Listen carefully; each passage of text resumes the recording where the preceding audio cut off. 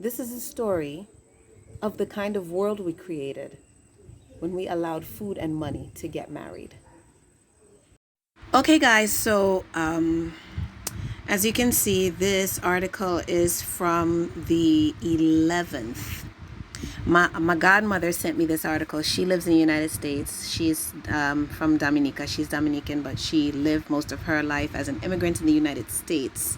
And she knows the kind of work that I do, so she sent me this article. This is almost 2 weeks ago, and I kind of thought to sit on it for a little while just because I wanted to give a little time to see if the United States government, the federal government, would respond to this.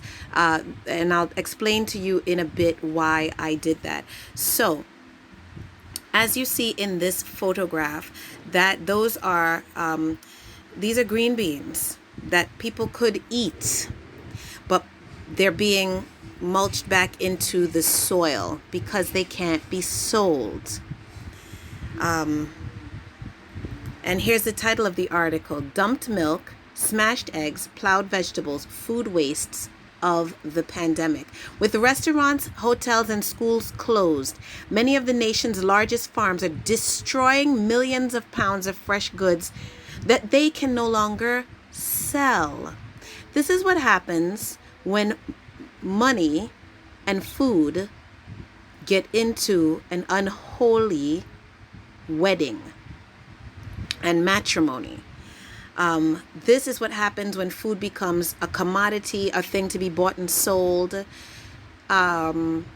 Initially, the knee-jerk reaction is so you would rather just destroy the food than give it away to people who are needy, because I'm sure if you're not one of the people who are online at the food bank, you know that millions of Americans who are retrenched at home with little or no income left, only promised one $1,200 check from their government.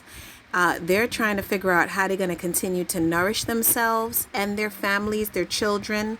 And this coronavirus pandemic situation, it doesn't seem to be getting any better in the United States.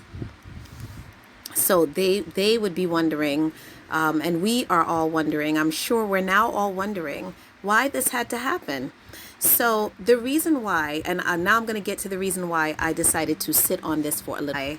I sat on this article for a bit and waited to see how the federal government would respond, is because I'm very well aware of the federal government and their policy as far as farms are concerned, especially these big, huge concentrated animal feeding operations, CAFOs, that produce milk, eggs, and meat, and these huge monocrop farm establishments where acres and acres and acres are planted with only one thing, especially corn and soy. I know about the USDA subsidy program.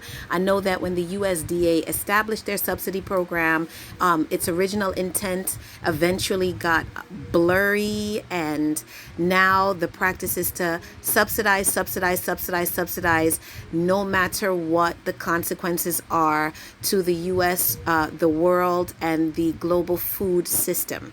So food is being wasted. Probably enough food to feed every man, woman, and child in the United States and maybe Canada and Mexico for the next month has been wasted as of the 11th of April. So Wisconsin and Ohio farmers dumping thousands of gallons of fresh milk into lagoons and manure pits. An Idaho farmer buried 1 million pounds of onions.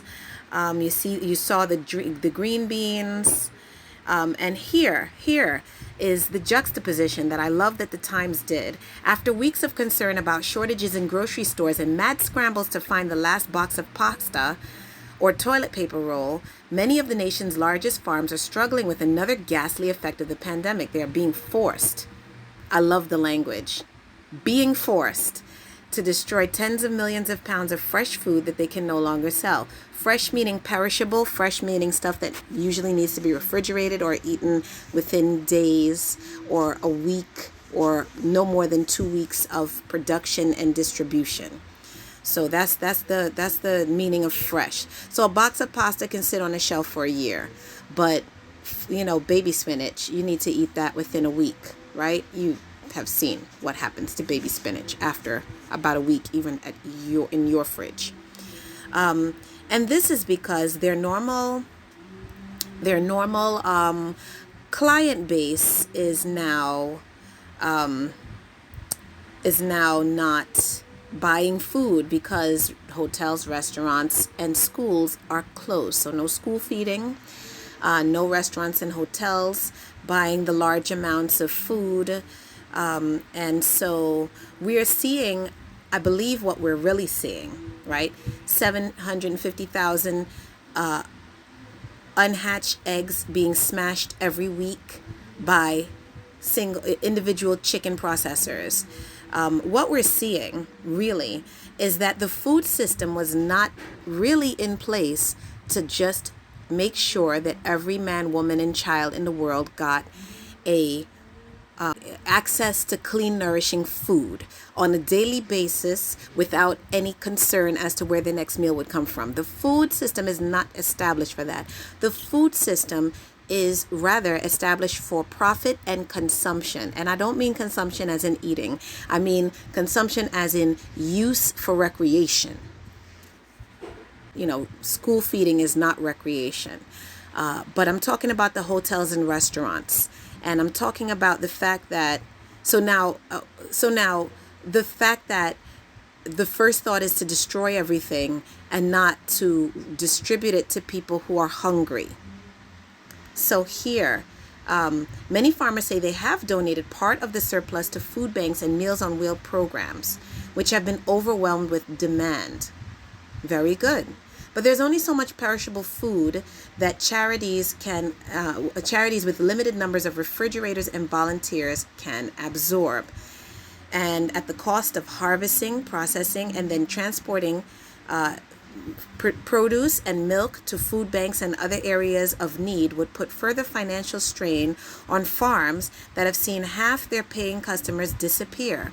Exporting much of the excess food is not feasible either, farmers say, because many international customers are also struggling through the pandemic, and recent currency fluctuations make exports unprofitable. So again, profit overfeeding. If you know there are large groups of people in other countries that could use the food that you're producing, wouldn't wisdom say that the overproduction should go overseas? A country like the United States that subsidizes its farmers billions of dollars every single year to overproduce food now is saying that we cannot send food out. I think that the priorities are all wrong. Furthermore, if we have all these schools closed, then that means we have places with lots of refrigerator and freezer space where some of this food could go, be stored, and distributed in communities. Schools are large spaces where social distancing and protocols can be put in place. I believe the only problem would be volunteers. Had the U.S. government listened to George W. Bush during his presidency and Barack Obama during his presidency and started stockpiling PPE, maybe we would be able to equip volunteers and redistribute food to people who need it. But I digress. The wastage is just horrible. So I just really needed to show you this. And I need to put it in perspective now, because now that I have given a good 12 days, a good 12 days to see the U.S. government's response, we actually have seen a response. It wouldn't be in this article, but I will show you the response a little bit later in this video. This here is a very interesting narrative here about the perception of eating habits. Farmers are also learning in real time about the nation's consumption habits. The quarantines have shown just how many more vegetables Americans eat when meals are prepared for them in restaurants than when they have to cook for themselves. People don't make onion rings at home, said Shay Myers, a third generation onion farmer whose fields straddle the border of Oregon and Idaho. Onion rings, I don't think are considered like a vegetable. But anyhow, this article speaks volumes to me about the what we have now come to know as the SAD Standard American Diet.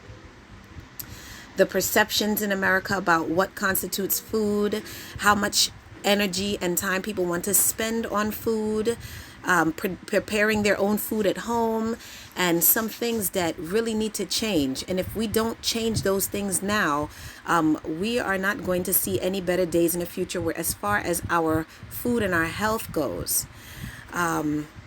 Look at those beautiful green beans. We have been trained by big food, and I will give people at home, individuals and families are often blamed for their eating habits and the resulting obesity pandemic. And I will continue to talk about the obesity pandemic, the lifestyle disease pandemic, which is still a pandemic, which the COVID-19 pandemic is piggybacking on top of. But just look at the priority of the nation food banks. So over the decades, the nation's food banks have tried to shift from offering mostly processed meals to serving fresh produce as well, but the pandemic has caused a shortage of volunteers, making it more difficult to serve fruits and vegetables, which are time consuming and expensive to transport. This is very, very interesting. The reason why these things are time consuming and expensive to transport is because we have deprioritized them.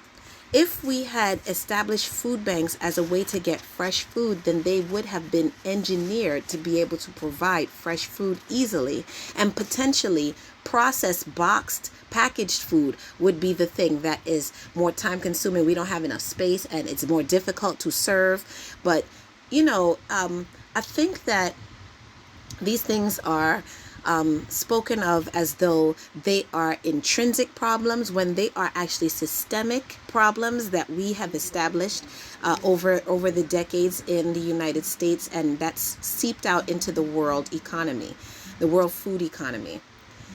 Look at the amount of onions going to waste in Idaho. That's ridiculous. To prevent further dumping, farming groups are trying everything to find places to send the excess milk, even lobbying pizza chains to increase the amount of cheese on every slice. You know what? That's what happened in the 1980s when they started to produce low-fat milk and skim milk. They didn't know what to do with all the milk fat. And then we got the Cheese Glorious Cheese campaign, which was a USDA campaign designed to get people to eat more cheese. And then we got stuffed crust pizza from one of the major chains. And then the obesity pandemic escalated. These are things that we have really got to put in the right perspective. We really do.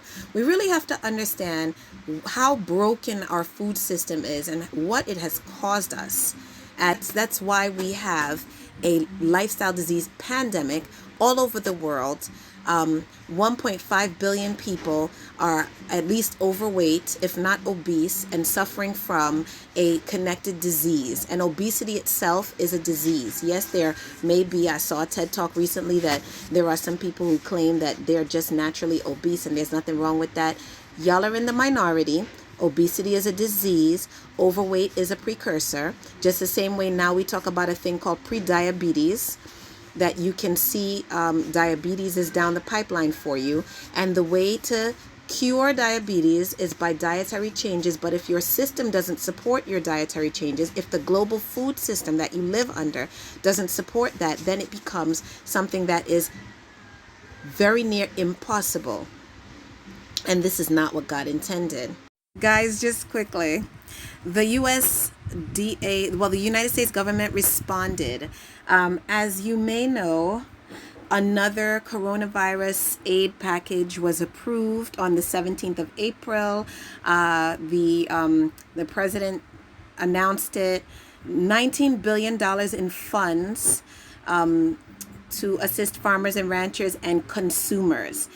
So this is the Ohio Country Journal, and as you can probably guess, it is a publication targeted to farmers, right? Ohio farmers, so they can know what's going on as far as their business is concerned.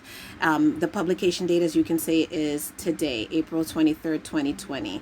So this $19 billion was approved on the 17th of April, and the USD is doing everything possible to get this program up and running as quickly as possible, get money into farmers' hands. So here it says, the first element is for direct support. The first element is for direct support to farmers and ranchers. This program will provide $16 billion in direct support to farmers based on actual losses where prices and market supply chains have been impacted by COVID-19, right? So that's 16 out of 19 billion. So let's see where the other $3 billion is going. The remaining $3 billion of the CFAP allocation will be used for a USDA purchase and distribution program. In this program, the USDA will partner with regional and local distributors to purchase $3 billion in fresh produce, dairy, and meat. So they run down the numbers of monthly purchases and how they're going to distribute the purchases out across the different farms, produce, etc. And a little bit further down here, it says some of it is going into food, is going to be distributed through food banks. Some of the money is actually for food bank administrative costs, I might add, but I'm not going to include that in the calculation I'm about to show you. I'm about to do some math for you, okay? So, and then there's a $600 million designated for food purchases. A minimum of $600 million is designated for food purchases. I just want to work with the number 3 billion. Now, when we hear that B in front of the illion, we think it's so much money. But what I'm going to show you right now is how little money it really is. So my phone is in French. I just need to apologize for that right now because the numbers are going to look a little strange. But a comma is a decimal point. So just know that. A comma is also used as a decimal point when French people write longer numbers, or when French people write short numbers, right? So 300, so $3 billion is 3 with 1, 2, 3, that's thousand, that's million, and that's billion, right? Divided by 330 million Americans, right? Okay, equals, that, my friend, is $9 and round up to 10 cents per person. So that means $19 billion of funding. $16 billion went directly to the farmers, and only $9.10 per human being in America that needs food is going to be directed to food purchases. And remember, I told you some of that is going to food bank administrative costs. $9. That is not even a meal. I'm not entirely sure how they think that's going to directly assist American people or people living in the United States, because we have some non-Americans living in the United States who also should have access to clean, nourishing food every single day, no matter what's going on, for very little money. And in fact, $9 should be enough to eat for a day, but it's not. I would like for you to post in comments and tell me, if you only had $9 and you went to the grocery store, what do you think you would come home with? I want to see your grocery list in comments. Please show me the grocery list that you could procure for $9 in the United States. $9 US in the United States. That's the challenge. I want I want to see your grocery list. All right. So that's it for today, and I will talk to you another time about these things.